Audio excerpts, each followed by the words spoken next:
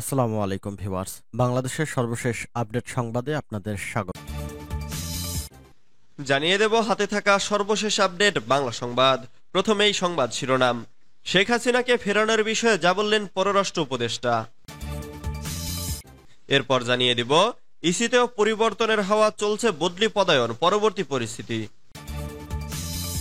এদিকে বিদেশি মদসহ আওয়ামী লীগ নেতা আটক। এরপর জানিয়ে দেব মুক্তিযোদ্ধা কোটায় নিয়োগ পাওয়াদের তথ্য জানতে চেয়েছে মন্ত্রণালয়। আরো জানিয়ে দিব গণহত্যার বিচার চাই। সর্বশেষ জানিয়ে দেব মসজিদ থেকে ফেরার পথে আওয়ামী লীগ নেতা খুন। এতক্ষণ শুনছিলেন সংবাদ শিরোনাম, এবারে বিস্তারিত। তবে অনুরোধ থাকবে ভিডিওটিতে একটি লাইক করবেন এবং কমেন্ট করে জানিয়ে দিবেন কোন জেলা থেকে আপনি আমাদের এই ভিডিওটি দেখছেন। শেখ হাসিনাকে ফেরানোর বিষয়ে যা বললেন পররাষ্ট্র উপদেষ্টা।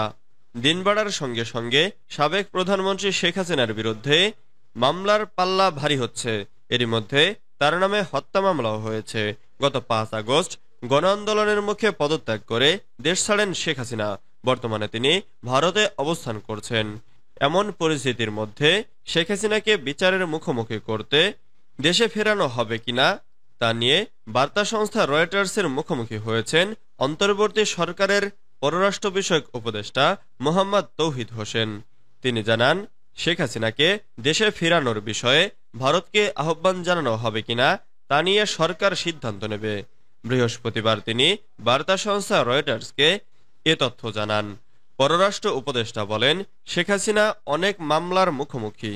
স্বরাষ্ট্র এবং আইন ও বিচার মন্ত্রণালয় সিদ্ধান্ত নিলে আমাদের তাকে দেশে ফিরিয়ে দিতে বলতে হবে। তবে এটি ভারত সরকারের জন্য একটি বিব্রতকর পরিস্থিতি তৈরি করবে।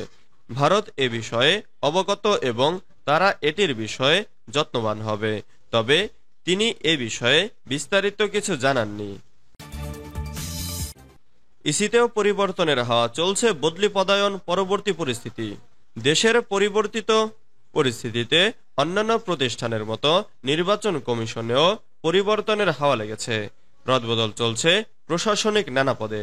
কমিশনের গুরুত্বপূর্ণ পদে যারা রয়েছেন তাদের সরিয়ে দীর্ঘদিন যাদের শাস্তিমূলক হিসেবে মাঠ পর্যায়ে পদায়ন ছিল তাদের ফিরিয়ে আনা হচ্ছে সচিবালয়ে। অন্যদিকে প্রধান নির্বাচন কমিশনার সহ অন্য কমিশনাররা রয়েছেন সরকারের সংকেতের অপেক্ষায়। কমিশন পুনর্গঠনের উদ্যোগ নেওয়া হলে সরে পড়তে প্রস্তুত তারা।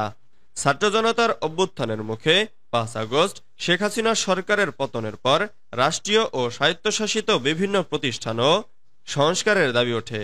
8 আগস্ট অধ্যাপক ডক্টর মোহাম্মদ ইউনূসের নেতৃত্বে অন্তর্বর্তীকালীন সরকার দায়িত্ব গ্রহণ করলে এসব প্রতিষ্ঠানে পদত্যাগের হিড়িক পড়ে। পরিবর্তনের সেই হাওয়া থেকে বাদ যায়নি সাংবিধানিক প্রতিষ্ঠান নির্বাচন কমিশনও। প্রধান নির্বাচন কমিশন, নির্বাচন কমিশনার, সচিব সহ বড় পদগুলো এখনো পুনর্গঠন না হলেও কমিশন সচিবালয়ের অন্যান্য গুরুত্বপূর্ণ পদে পরিবর্তন চলছে।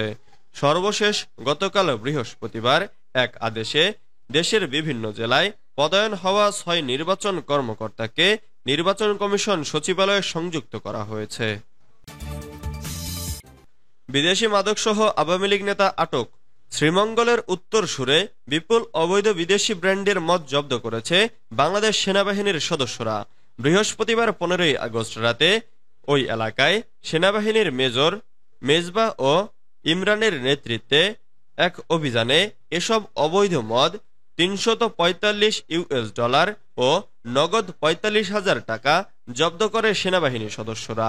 এ সময় সেনাবাহিনী উপজেলা আশিদ্রন ইউনিয়নের হরিণাকান্দি এলাকার অমলেন্দু পালের ছেলে ও উপজেলা আওয়ামী লীগের সহপ্রচার ও প্রকাশনা সম্পাদক মিঠুন পলককে আটক করে।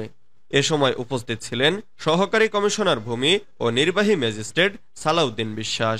পরে মিঠুন পালকে শ্রীমঙ্গল থানা পুলিশের হাতে সোপর্দ করা হয়। এ ব্যাপারে সেনাবাহিনীর মেজর মেজবা জানান, মিঠুন পাল মদ পান করে সবুজবাগ এলাকায় মানুষের উপর হামলা করে। পরে সেও এলাকাবাসীর হাতে জখম হয়। মদ কোথা থেকে পান করেছে এমন জিজ্ঞাসাবাদে সে শ্রীমঙ্গল ক্লাবের সদস্য জানালে সেখানে অভিযান চালালে এসব অবৈধ মদসহ বাকি দ্রব্যাদি জব্দ করা হয় বলে তিনি জানান।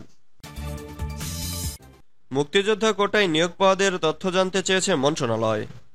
সরকারি চাকরিতে তৃতীয় ও চতুর্থ শ্রেণীর পদে এ পর্যন্ত মুক্তিযোদ্ধা কোটায় নিয়োগপ্রাপ্ত জনবলের পূর্ণাঙ্গ তথ্য চেয়েছে মুক্তিযোদ্ধা বিষয়ক মন্ত্রণালয়।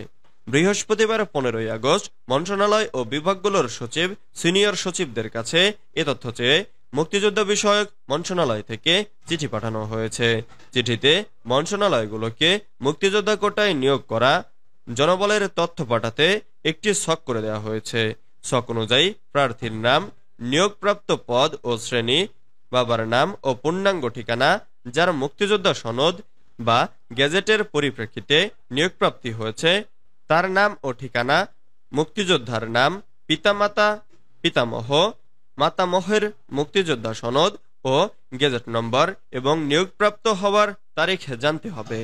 বৈষম্য বিরোধী ছাত্র আন্দোলনের মুখে গত 5 আগস্ট প্রধানমন্ত্রীর পদ থেকে পদত্যাগ করে দেশ ছাড়েন শেখ হাসিনা। ওই দিনই বিলুপ্ত হয় মন্ত্রিসভা। পরদিন 6 আগস্ট দ্বাদশ জাতীয় সংসদ ভেঙে দেন রাষ্ট্রপতি। গণহত্যার বিচার চাই, চক্রান্তকারীরা এখনো সরকারে, অবিলম্বে বের করুন অবস্থান কর্মসূচিতে ফখরুল।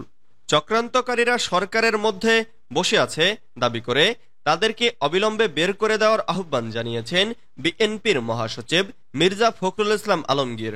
অন্তর্বর্তী সরকারকে ধন্যবাদ জানিয়ে তিনি বলেন, ইতোমধ্যে অনেক পদক্ষেপ নিয়েছেন, দ্রুততার সঙ্গে আরও পদক্ষেপ নিতে হবে। যেসব চক্রান্তকারীরা সরকারের মধ্যে বসে আছে তাদেরকে অবিলম্বে বের করে দিতে হবে। তারা চিহ্নিত সন্ত্রাসী, তারা কাজ করছে খুনি শেখ হাসিনা সরকারের পক্ষে। তাদেরকে অবিলম্বে গ্রেফতার করে বিচারের আওতায় আনতে হবে।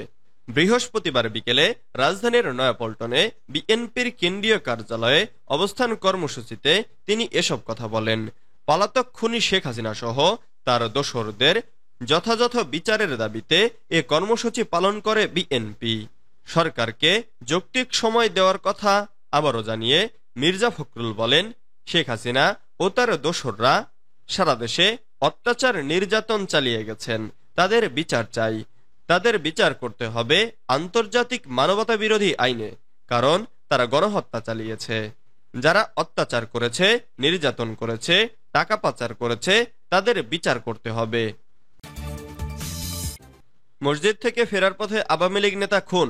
সিলেটে নামাজ পড়ে বাড়ি ফেরার পথে আওয়ামী লীগের এক নেতাকে কুপিয়ে খুন করেছে দুর্বৃত্তরা। গত বুধবার এশার নামাজ শেষে বিশ্বনাথ উপজেলার রামপাশা ইউনিয়নের নওধার পূর্বপাড়া গ্রামের মসজিদ থেকে ফেরার পথে এ ঘটনা ঘটে। নিহত মনিরুজ্জামান লিলু ওই গ্রামের মৃত আরজু মিয়ার ছেলে। মনিরুজ্জামান লিলুর ভাতিজা বাবুল মিয়া জানান, বুধবার গ্রামের মসজিদ থেকে এশার নামাজ পড়ে বাড়ি ফিরছিলেন তার চাচা। এ সময় সিএনজি চালিত একটি অটোরিকশায় করে সন্ত্রাসী এসে ধারালো অস্ত্র দিয়ে তাকে কুপিয়ে গুরুতর আহত করে পালিয়ে যায়। খবর পেয়ে পরিবারের লোকজন তাকে উদ্ধার করে ওসমানী মেডিকেল কলেজ হাসপাতালে নিয়ে গেলে কর্তব্যরত চিকিৎসক মৃত ঘোষণা করেন। বিশ্বনাথ থানার ওসি রামপ্রসাদ চক্রবর্তী বলেন, খবর পেয়ে ঘটনাস্থল পরিদর্শন করেছে সেনাবাহিনী ও পুলিশ। লাশ উদ্ধার করে ময়নাতদন্তের জন্য ওসমানী মেডিকেল কলেজ মর্গে প্রেরণ করা হয়েছে। হত্যাকাণ্ডের সঙ্গে জড়িতদের চিহ্নিত করার চেষ্টা চলছে। মামলাগুলোরও প্রস্তুতি নিচ্ছে পরিবার।